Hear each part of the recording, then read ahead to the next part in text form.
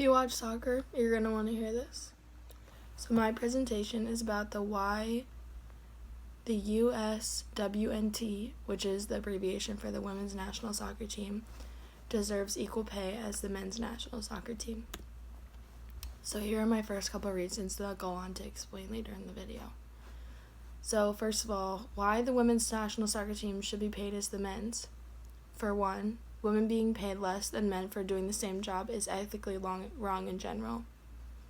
Two, they are both representing the United States. They are both our Olympic and national teams. Three, the women's national soccer team has won 4 World Cup championships, where the men's team has won 0. And not only does the women's team have double and in some cases quadruple the accomplishments, the women's national soccer team brings in a way bigger revenue than the men's team ever has.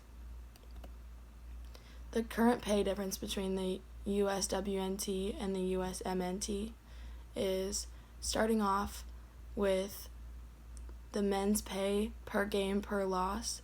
The men earn $5,000 per player. And starting off with the women's team gets paid $1,000 per win per player. Now, the women's team make on average $40,000 per player per year and up to $85,000 per player per year. The team's salary cap is $800,000 per year, while the men's team not only does not have a salary cap on the team, the average men's player makes about $60,000 per player per year, and individually can make up to $300,000 per year. Again, with no salary cap on the team. Now I want to talk about the men's versus women's achievements. The U.S. men's team has been around since 1885, and since then they have won 6 gold cups at a CONCACAF tournament, 4th place at the Copa Americas in 2016, which is just a big tournament. They've won 0 FIFA World Cup wins, and they're currently ranked 30th in the world, which means they are 1 loss or 1 ranking away from being kicked off and not even being able to qualify for the World Cup. In addition to this, the men's team has never done better than the quarterfinals in the World Cup, and they have failed to even qualify for the 2016 Rio Olympics. Whereas the women's team started in 1985, 100 years after the men's team.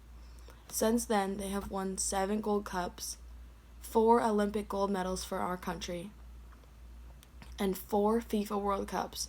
And the FIFA World Cup for the women's team, for all women's national teams all over the world, has only been a thing since 1991.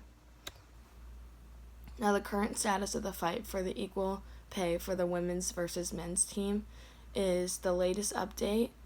So the 5th of May in 2020, this month, the legal fight for the women's team has been set back due to COVID-19 and is not being seen as important at the moment to the United States Soccer Federation. Now, although there has been a legal setback, the players have not halted their fight to bring awareness to this unjustness. Now, finally, I want to talk about why this gender wage gap affects way more than just the United States women's soccer team and their players. It really shows little girls, especially little athletes growing up in the United States, that no matter their achievements, hard work, or accomplishments, just because they're girls, they won't get paid the same, they won't get the same respect, and they won't be treated the same. And lastly, it really shows, and I want to emphasize that it really shows them that hard work doesn't pay off, only if you're a girl. Thanks for watching.